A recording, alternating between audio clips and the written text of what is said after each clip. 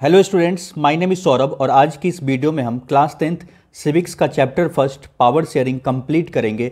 इस चैप्टर में ये आपको बताऊंगा कि किस तरह से क्वेश्चंस पूछे गए हैं पिछले बोर्ड एग्जाम्स में और पूछे जाने के चांसेस है। तो वीडियो को बिना स्किप करके देखें क्योंकि ये चैप्टर का वेटेज बहुत ही ज़्यादा है। ये 6 नंबर का पूछा जाएगा, ये चैप्टर 6 मार्क्स का। तो चलिए वीडियो को शुरू करते हैं।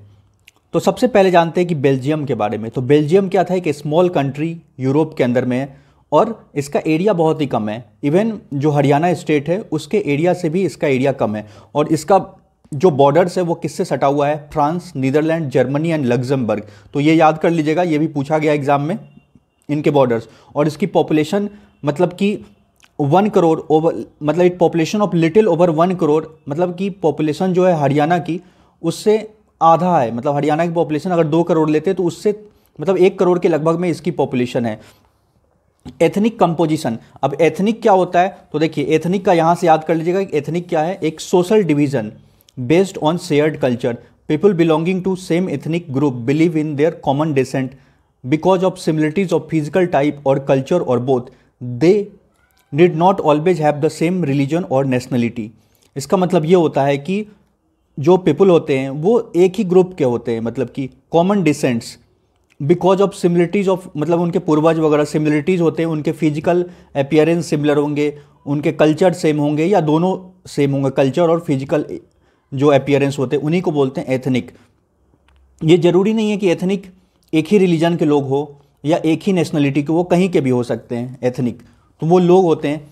तो आपसे एक क्वेश्चन आया हुआ है और ये भी पूछा जाएगा कि एथनिक कंपोजिशन को आप एक्सप्लेन कीजिए। एथनिक कंपोजिशन ऑफ बेल्जियम, तो आपको क्या बताना पड़ेगा, जो बेल्जियम है यहाँ की जो टोटल पॉपुलेशन है उसमें लिखिएगा 59% किस रीजन में रहते हैं, फ्लेमिश रीजन में, और वो लोग क्या बोलते हैं, डच लैंग्वेज बोलते हैं। दूसरा 40% जो पीपल हैं वो कहाँ रहते हैं, वेलोनिया रीजन में, और वो सब क्या बोलते हैं, फ्रेंच लैंग्वेज बोलते हैं। और रिमेनिंग 1% जो लोग हैं वो सब क्या बोलते हैं, जो जर्मन लैंग्वेज बोलते हैं। तो इसको याद कर लीजिएगा।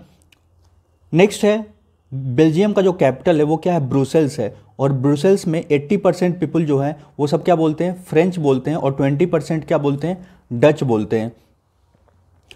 अब इसमें ध्यान देना है कि जो माइनॉरिटी मतलब क्या होता है, जो कम संख्या में कौन है, फ्रेंच बोलने वाले, वो क्या होते हैं, जो कम संख्या में है फ्रेंच बोलने वाले, वो रिच है और पावरफुल है।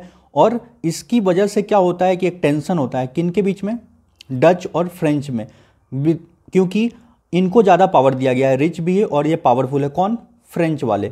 तो इसकी वजह से Dutch speaking community who got benefit of economic development, इनको बहुत दिन के बाद मिला बेनिफिट, किनको, डच बोलने वाले को।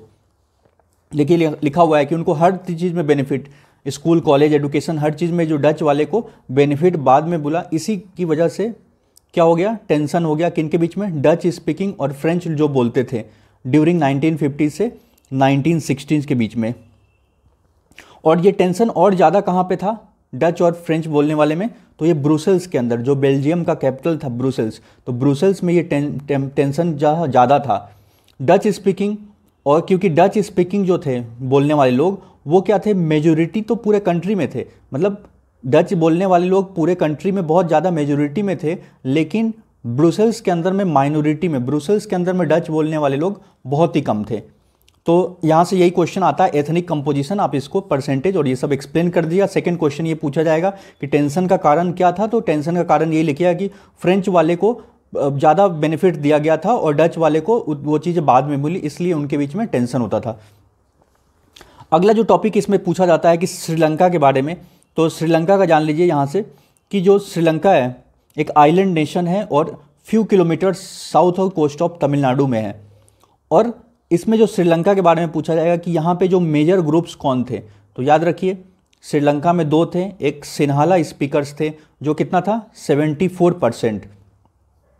दूसरा श्रीलंका के अंदर तमिल बोलने वाले लोग थे, उनकी परसेंटेज क्या थी, 18%। और इन दोनों में जैसे कि 74% कौन, सिन्हाला स्पीकर थे, और 18% कौन था, तमिल बोलने वाले। और तमिल बोलने वाले में 18% में भी जो 5% जो तमिल बोलने वाले वो कहाँ के थे, इंडियंस थे, मतलब इंडिया के लोग वहाँ चले गए जो श्रीलंका में, तो वो 5% इंडियन तमिल्स थे। और श्रीलंकन तमिल्स की बात करें तो वो 13% थे। ये क्लियर लिखा हुआ है कि श्रीलंकन तमिल्स कितने थे, 13% थे। और ये लोग देखिए, इसमें याद रखिए कि जो फोर फादर्स जैसे इंडियन तमिल्स थे, तो इंडियन तमिल्स के जो फोर फादर्स थे ये वो लोग वहाँ पे प्लांटेशन वर्कर के रूप में काम करने गए थे और वहीं पे रह गए थे, तो वो परसेंटेज क्या लिखिएगा, 5%। अगला इसमें क्या था कि जो श्रीलंकन तमिल्स थे वो कहाँ पे कंसंट्रेटेड थे, mainly north and east of the country. और ज़्यादातर जो सिन्हाला बोलने वाले लोग थे वो सब क्या थे, बुद्धिस्ट थे। तो ये भी पूछता है कि बुद्धिस्ट रिलीजन। और तमिल बोलने वाले जो लोग थे वो लोग क्या थे, हिंदू थे या तो मुस्लिम थे। और क्रिश्चियन की परसेंटेज कितनी थी, 7% क्रिश्चियंस, जो कि दोनों बोलते थे, तमिल और सिन्हाला दोनों बोलते थे। नेक्स्ट है मेजोरिटेरियनिज्म इन श्रीलंका। मेजोरिटेरियनिज्म इन श्रीलंका, तो इसमें क्या होता है, देख इसका मतलब क्या होता है, मेजोरिटेरियनिज्म का मतलब सिंपल लैंग्वेज ये समझ लिए, जो मेजोरिटी में रहेगी तो वो जो पार्टी मेजोरिटी में या जो भी ग्रुप मेजोरिटी में है तो वो अपना रूल जमाना चाहती है और निगलेक्ट करती है इनको जिसको माइनॉरिटी में है। जो ज़्यादा पॉपुलेशन है तो जो मेजोरिटी में, इसका डेफिनेशन यहाँ से याद कर लीजिएगा, ये 2 नंबर में आ सकता है। मेजोरिटिज्म का क्या लिखेंगे, a belief that majority community should be able to rule the country in which ever way it wants. मतलब जो मेजोरिटी में वो जैसे भी चाहेगा वो रूल करेगा, डिसरिगार्ड करेगा किनके, विशेस और नीड्स को, माइनॉरिटी को सुनेगा ही नहीं, उसी को बोलते हैं मेजोरिटेरियनिज्म। नेक्स्ट क्वेश्चन है श्रीलंका जो इमर्ज कब हुआ था इंडिपेंडेंट नेशन, तो 1948 में, ये याद कर लीजिएगा। और जो सिन्हाला के जो लीडर्स थे वो क्या कर रहे थे, डोमिनेंस चाहते थे, क्योंकि सिन्हाला लोग चाहते थे कि मेरा ज़्यादा दबदबा हो, क्योंकि उनकी परसेंटेज भी ज़्यादा थी, 74%। और यहाँ पे लिखेंगे इलेक्टेड एडॉप्टेड सीरीज ऑफ मेरिटोरियम, और मेरिटोरियनिज्म का मतलब आपको बता दिया। नेक्स्ट आपको यहाँ से देखिए, एक एक्ट पास किया गया था 1956 में, और इस एक्ट में क्या बोला गया था कि सिन्हाला को ऑफिशियल लैंग्वेज बोल दिया गया था और डिसरिगार्ड कर दिया गया था तमिल्स को, जिसके बदले मतलब कि जो बेनिफिट दिया गया था किसको, सिन्हाला लोग को। अब किसी कंट्री में अगर एक ऑफिशियल लैंग्वेज बोल दिया जाए तो दूसरे जो लैंग्वेज बोलने वाले होंगे उनको तो दिक्कत होगी। तो इसी वजह से यहाँ पे जो दूसरे कम्युनिटी के लोग रहते थे जैसे तमिल्स जो बोलने वाले, तो उनको दिक्कत हो गई। और जैसे कि इनको ही हर जगह, जैसे कि अगर ऑफिशियल लैंग्वेज बोल दिया तो जितने भी काम होंगी यूनिवर्सिटी के अंदर, स्कूल कॉलेज, तो वो सब किस में बोली जाएगी, मतलब सिन्हाला में, सब लिखी पढ़ी जाएगी सिन्हाला लैंग्वेज में। तो यहाँ पे जो टेंशन हो गया किन के बीच में, तमिल्स जो बोलते थे, श्रीलंकन तमिल्स और इंडियन तमिल्स थे। और यही लिखा हुआ है कि इनके feeling of alienation among Sri Lankan Tamils हो गया था, और वो सोच रहे थे कि हमारे लिए तो कुछ कर ही नहीं रहा है कोई। They felt that none of the major political parties led by Buddhist Sinhala leaders was sensitive to their language and culture. वो सोच रहे थे कि हमारे लिए तो कुछ हो ही नहीं रहा है, ना लैंग्वेज के लिए ना कल्चर के लिए। और वो सोच रहे थे जो कॉन्स्टिट्यूशन है या गवर्नमेंट की पॉलिसी है उनके लिए तो इक्वल राइट्स को डिनाइड कर दिया, मना कर दिया, किन के लिए, तमिल वाले के लिए। और इसी वजह से और हर जगह उनको छूट दिया जा रहा था, तो जॉब्स में भी सिन्हाला लोग को, और इनके इंटरेस्ट को इग्नोर किया जा रहा था। नेक्स्ट जो है, जो श्रीलंका के जो तमिल्स थे तो वो लोग एक स्ट्रगल किए, मतलब वो लोग ने एक पार्टी बनाई, और Sri Lanka Tamils launch the party and struggle for recognition of Tamil as official language. मतलब जो श्रीलंका के अंदर जो तमिल लोग रहते थे वो लोग बोले कि हमारे लिए भी एक मतलब ऑफिशियल लैंग्वेज की मांग कर रहे थे कि जो तमिल को ही बोल दीजिए आप ऑफिशियल लैंग्वेज के लिए, तमिल एज ऑफिशियल लैंग्वेज, और ताकि इक्वलिटी रहे, अपॉर्चुनिटी रहे एडुकेशन में। लेकिन वहाँ के जो माना नहीं गया, इनकी बात माना नहीं गया, तमिल को ऑफिशियल लैंग्वेज नहीं बोला गया, तमिल को रिपीटेडली क्या कर दिया गया, डिनाई कर दिया गया। और बहुत सारे जो पॉलिटिकल ऑर्गेनाइजेशंस थे वो सब भी डिमांड कर रहे थे तमिल इल्म। तो तमिल इल्म का मतलब क्या होता है, इंडिपेंडेंट स्टेट की मांग कर रहे थे तमिल लोग, लेकिन वो सब डिनाई कर दिया गया। इसके बाद से ये सब की वजह से क्या हो गया, दोनों कम्युनिटीज़ के बीच में एक लड़ाई हो गया, और इसी को बोलते हैं सिविल वॉर। इसमें हज़ारों लोग मारे गए थे जो इन कम्युनिटीज़ के बीच में, तमिल बोलने वाले, श्रीलंकन तमिल और सिन्हाला के बीच में। और दोनों कम्युनिटीज़ में बहुत सारे लोग मारे गए और बहुत सारे फैमिलीज़ को छोड़ना पड़ा, कंट्रीज इधर उधर चले गए सब। और यहाँ पे लिखा हुआ है कि कब तक चला, setbacks culture and economic life country, it ended in 2009 तक ये सब चला था। और सिविल वार का डेफिनेशन यहाँ से याद कर लीजिएगा, एक वायलेंट कॉन्फ्लिक्ट होता है जो कि एक समय में एक वार का रूप ले लेता है। नेक्स्ट वो एक अलग स्टोरी था जो श्रीलंका के बारे में देखे है ना। इसके बाद से आपको देखना है बेल्जियम के बारे में। कि एकोमोडेशन ऑफ बेल्जियम। तो बेल्जियम ने कुछ डिफरेंट स्टेप्स लिए थे और इसमें क्या किया गया था, बेल्जियम का एक दूसरा, तो क्वेश्चन क्या आता है, डिस्क्राइब द बेल्जियम मॉडल या एकोमोडेशन इन बेल्जियम। तो इसको कैसे डिस्क्राइब करेंगे कि इसमें क्या लिखना है आपको कि 1970 से 1993 के बीच में कॉन्स्टिट्यूशन में 4 बार अमेंडमेंट किया गया, ताकि मतलब कुछ अच्छा मतलब कि ठीक किया जाए, इस तरह से टेंशन नहीं हो। और ये अरेंजमेंट मतलब अलग अलग बातों को ध्यान में रख के किया गया। तो बेल्जियम मॉडल का पॉइंट्स यहाँ से आपको लिखना है, इसमें 3-4 पॉइंट्स दिए हुए हैं, उसको मेंशन करना पड़ेगा। यहाँ से फर्स्ट पॉइंट ये लिखिएगा, बेल्जियम मॉडल में ये था कि डच बोलने वाले और फ्रेंच बोलने वाले जितने भी मिनिस्टर्स हैं वो इक्वल होने चाहिए सेंट्रल गवर्नमेंट के अंदर में। Prescribe that the number of Dutch and French speaking ministers shall be equal in central government. और कुछ स्पेशल लॉज रिक्वायर किया गया to support of majority members from each linguist groups. तो इसीलिए, और इसमें यह भी था कि फर्स्ट पॉइंट में कि कोई जो सिंगल कम्युनिटी है वो मेजर डिसीजन नहीं ले सकती है। तो ये पॉइंट लिख दीजिएगा कि इसमें क्या था, डच बोलने वाले और फ्रेंच बोलने वाले ये दोनों जो थे सेंट्रल गवर्नमेंट में शैल be equal in central government, मतलब 50-50 बोल सकते हैं, दोनों इक्वल थे। और कोई भी जो डिसीजन जो होता है एक आदमी नहीं ले सकता है उसमें, कोई भी एक, तो दोनों के एग्रीमेंट से ही कोई डिसीजन होता। नेक्स्ट पॉइंट है, बहुत सारे जो पावर्स थे सेंट्रल गवर्नमेंट के वो किसको दे दिया गया था, स्टेट गवर्नमेंट को दे दिया गया था, मतलब पावर को डिवाइड कर दिया गया था। और स्टेट गवर्नमेंट उसको responsible subordinate to, state government are not subordinate to the central government, उस पर नहीं डिपेंड थी, मतलब पावर्स का एक तरह से शेयर कर दिया गया था। तो ये पॉइंट्स लिखिएगा कि बेल्जियम ने क्या किया, पावर्स का शेयरिंग कर दिया। सेंट्रल की पावर किसको दे दिया, स्टेट को बहुत सारे पावर्स दे दिए। पहला पॉइंट मतलब इक्वल कर दिया था, इसको लिख देना है डच और किसको, फ्रेंच को सेंट्रल गवर्नमेंट में। और थर्ड पॉइंट ये लिखना है कि ब्रुसेल्स के अंदर में बेल्जियम का जो कैपिटल था Brussels has a separate government, जहाँ की बोथ कम्युनिटीज़ का इक्वल रिप्रेजेंटेशन हो, मतलब दोनों कम्युनिटीज़ उस गवर्नमेंट में इक्वल रिप्रेजेंटेशन हो। फ्रेंच बोलने वाले, the French speaking people accepted equal representation in Brussels because Dutch speaking community has accepted equal representation in central government. तो ये पॉइंट्स लिखना पड़ेगा। अगला पॉइंट लिखना है कि अपार्ट फ्रॉम सेंट्रल और स्टेट गवर्नमेंट, ये तो आपको पता होगा इंडिया के अंदर भी सेंट्रल गवर्नमेंट और स्टेट गवर्नमेंट, एक 2 नंबर का क्वेश्चन या 1 नंबर यहाँ से पूछ सकता है, व्हाट इज कम्युनिटी गवर्नमेंट। तो कम्युनिटी गवर्नमेंट क्या होता है कि elected by the people belonging to one language community, वैसे गवर्नमेंट जो एक लैंग्वेज कम्युनिटी के लोग से चुना जाता है, जैसे या तो डच बोलने वाले, French, German speaking, no matter वो कहाँ रहते हैं उनसे कोई मतलब नहीं है, उस तरह गवर्नमेंट को बोलते हैं कम्युनिटी। मतलब कि this type of government, that community government is elected by people belonging to one language community and Dutch हो। और ये गवर्नमेंट का काम क्या होता है, तो ये गवर्नमेंट देखती है किसको, cultural, educational, language related issues को ये देखती है। तो ये भी याद रखिएगा कि यूरोपियन पार्लियामेंट कहाँ पे है, ब्रुसेल्स में है, बेल्जियम का कैपिटल में, क्योंकि यहाँ पे लाइन लिखा हुआ है। तो बहुत सारे जो कंट्रीज़ है यूरोप के वो एक साथ आए थे to form the European Union, तो Brussels was chooses as its headquarter, Brussels को हेडक्वार्टर चुना गया था। अगला जो पॉइंट है, why power sharing is desirable. तो सिंपल सी बात है, पावर शेयरिंग क्यों जरूरी है, क्योंकि तो पहला पॉइंट क्या लिखिएगा कि जो अगर पावर शेयरिंग करेंगे तो उससे लड़ाई झगड़े नहीं हुई, कॉन्फ्लिक्ट्स को कम करता है, यही लिखना होगा आपको। फर्स्ट पॉइंट ये दिया हुआ है कि अगर पावर शेयरिंग करते हैं, power sharing is good because it help to reduce the possibility of conflict को कम करता है पावर शेयरिंग।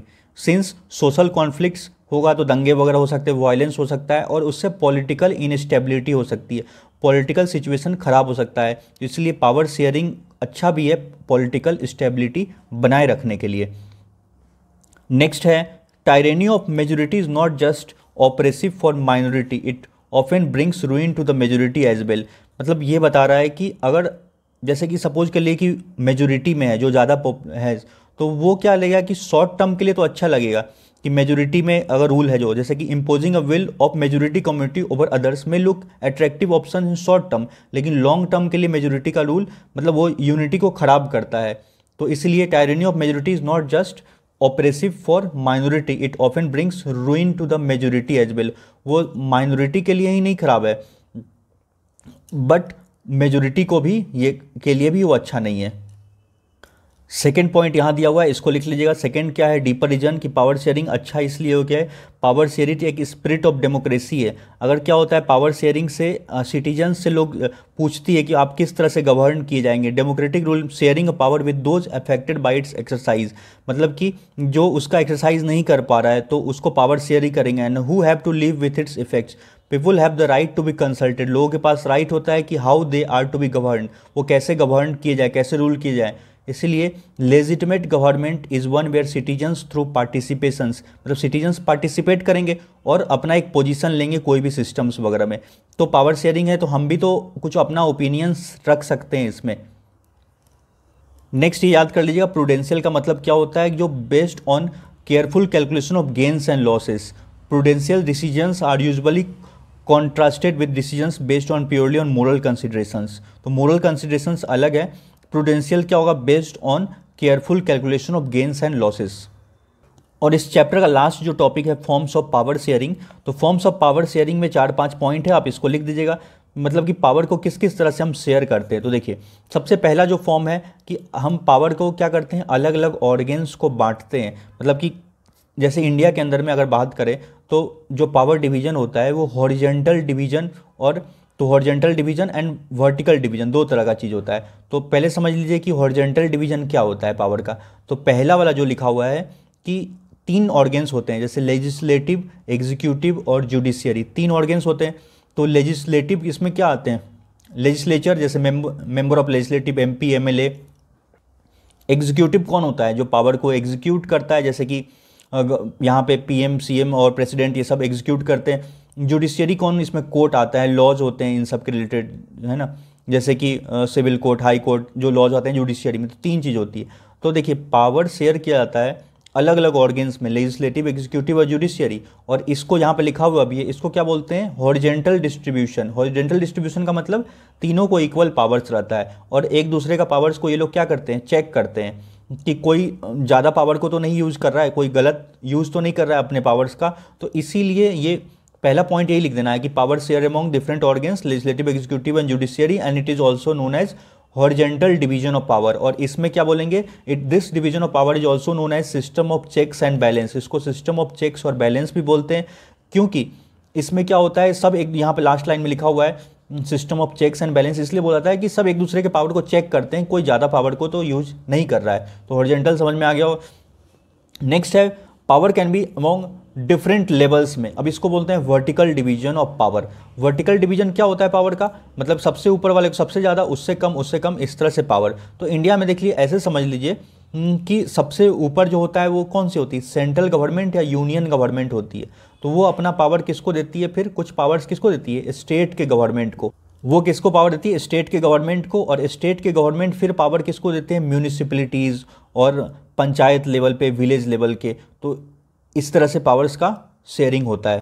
तो यहाँ से ये देखिए कि बेल्जियम का जो मॉडल था वो कौन सा था, वर्टिकल डिवीजन ऑफ पावर। मतलब कि इस तरह से हम पहले वाले को दिए, फिर नीचे वाले को कुछ पावर दे दिए, तो उससे नीचे विलेज लेवल पे। लेकिन श्रीलंका में तो मना कर दिया गया था, बट वॉज ये हॉरिजेंटल, मतलब ये चीज़ रिफ्यूज़ कर दिया गया था, वर्टिकल डिवीजन था ही नहीं श्रीलंका के अंदर में।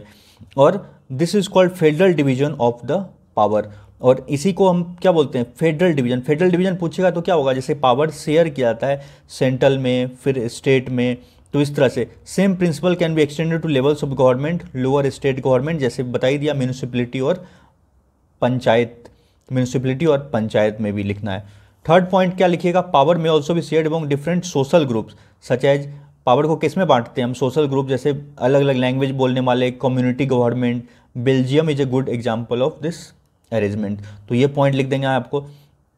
सोशल ग्रुप्स का मतलब जैसे कि सभी को पावर शेयर किया जाता है लैंग्वेज के आधार पे, और फिर इस तरह से। और यहाँ पे जैसे वीकर सेक्शंस वगैरह को भी कुछ कुछ पावर्स दिया जाता है ना। तो अलग अलग जैसे माइनॉरिटीज़ है, SC ST है, या वुमेन को भी कुछ कुछ चीज़ें ये सब दिया जाता है पावर्स, वीकर सेक्शंस को। लास्ट पॉइंट है इसका, पावर अलग अलग हम इसमें बांटते हैं, जैसे कि देखिए पॉलिटिकल पार्टीज़ में भी पावर होता है, प्रेशर ग्रुप्स और मूवमेंट्स, कंट्रोल द इन्फ्लुएंस। तो यही सब पॉइंट्स इसमें आपको लिख देना है। नेक्स्ट ये सब इंपॉर्टेंट क्वेश्चन आपको बता ही दिया। एथनिक का मतलब क्या होता है, एथनिक का मतलब क्या होता है, उनके कल्चर वगैरह सेम रहते हैं, फिजिकल टाइप भी सेम हो सकते हैं या कल्चर दोनों भी सेम हो सकते हैं, उनके कॉमन डिसेंडेंट होते हैं, डिसेंट, और वो ज़रूरी नहीं कि वो एक जगह के लोग होते हैं, वो कहीं के भी हो सकते हैं, दूसरे दूसरे नेशनलिटी। मेजोरिटेरियनिज्म का मतलब बता ही दिया, जो मेजोरिटी रूल करेगी और माइनॉरिटी को सप्रेस करना चाहती है, इसी को होता है। ये बुक में लिखा हुआ है, मार्क करा दिया हूँ, उसको पढ़ लीजिएगा। नेक्स्ट ये क्वेश्चन है, power sharing a very spirit of democracy justify the statement for suitable points. मतलब पावर शेयरिंग अच्छा क्यों है, बस यही बोलना चाह रहा है, पावर शेयरिंग जरूरी क्यों है, गिव एनी 3 प्रूडेंशियल रीजंस। तो पावर शेयरिंग का इसमें क्या क्या पॉइंट्स लिखिए कि power sharing help to reduce possibility of conflicts, लड़ाई झगड़े को कम करता है एथनिक ग्रुप में। It help in ensuring political stability बनी रहे, है ना, since country can be run by all communities, सभी लोग होते हैं, without preference to any majority community, किसी को प्रेफरेंस नहीं देना है इसमें मेजोरिटी कम्युनिटी। और लड़ाई झगड़े, लिंग्विस्टिक प्रॉब्लम्स ये सब ना हो, क्योंकि सबको कुछ ना कुछ पावर्स दे दिया जाएगा। Actually being called the true spirit of democracy, इसको true spirit, it helps in bringing political, economic, social and cultural stability to the nation, और ये कल्चरल स्टेबिलिटी भी नेशन में लाता है। सो एक बार क्विक बता देते हैं कि आपको मेन क्या क्या पढ़ना है इसमें के अंदर। सबसे पहले एथनिक कंपोजिशन पढ़ लीजिएगा इसका, बेल्जियम का। नेक्स्ट चीज़ आप पढ़िएगा यहाँ से कि टेंशन क्यों हुआ था दोनों के बीच में। अगला टॉपिक यहाँ से देखना है आपको कि श्रीलंका के अंदर में एथनिक कंपोजिशन क्या है, कितने % कौन बोलने वाले हैं, एथनिक का डेफिनेशन पढ़ लीजिएगा। अगला चीज़ आपको पढ़ना होगा मेजोरिटेरियनिज्म का मतलब क्या होता है, डेफिनेशन यहाँ दिया हुआ है, यहाँ से पढ़ लीजिएगा। फिर श्रीलंका कब फॉर्म हुआ था और ये कौन सा एक्ट था, 1956 एक्ट में क्या क्या हुआ था, ये सब देख लीजिएगा जो आपको बता दिया हूँ। नेक्स्ट है यहाँ पे सिविल वॉर और तमिल इल्म, ये सब क्या था वो सब देख लेना होगा आपको। Accommodation in Belgium, civil war का डेफिनेशन यहाँ से देख लीजिएगा। एकोमोडेशन इन बेल्जियम, ये सब लिखना पड़ेगा कि कौन कौन थे, और ये सब जो आपको बताया देख लीजिएगा। वीडियो नहीं समझ में आया होगा बैक करके आप देख लीजिएगा दोबारा से। अगला क्वेश्चन आएगा कम्युनिटी गवर्नमेंट क्या होता है, तो यहाँ से याद कर लीजिएगा, कम्युनिटी गवर्नमेंट यहाँ लिखा हुआ है। और फिर क्या है प्रूडेंशियल रीजन्स, मतलब कि पावर शेयरिंग डिजरेबल क्यों जरूरी है, और प्रूडेंशियल का मतलब क्या होता है, तो इसको आप लिख लीजिएगा यहाँ पे। अगला जो आपको बता दिया फॉर्म्स ऑफ पावर शेयरिंग में, इसको याद कर लीजिएगा अच्छे से, 3-4 पॉइंट्स इसमें आपको जो बताई दिया। एक तो हॉरिजॉन्टल लिख लीजिएगा, जो लेवल्स होते हैं ये सब। फिर वर्टिकल डिवीजन ऑफ पावर में ये सब लिख लीजिएगा, है ना। वर्टिकल डिवीजन बताई दिया। हॉरिजॉन्टल आपको बताया था ना, एग्जीक्यूटिव, लेजिस्लेचर और जुडिशियरी, और वर्टिकल में लिख देना है आपको सबसे पहले सेंट्रल गवर्नमेंट, फिर स्टेट गवर्नमेंट, फिर म्यूनिसिपैलिटी और पंचायत होता है। फिर आपको देख लेना होगा power sharing amount different social groups के बीच में किस किस तरह से पावर दिया जाता है, तो ये सब। और लास्ट पॉइंट है कि पॉलिटिकल पार्टीज, ये सब में भी दिया जाता है। तो आपको ये वीडियो कैसा लगा नीचे हमें कमेंट्स में लिख के जरूर बताएं। अगर चैनल को सब्सक्राइब नहीं किया, सब्सक्राइब कर ले ताकि आने वाली वीडियो की आपको नोटिफिकेशंस मिल सके। So thank you for watching.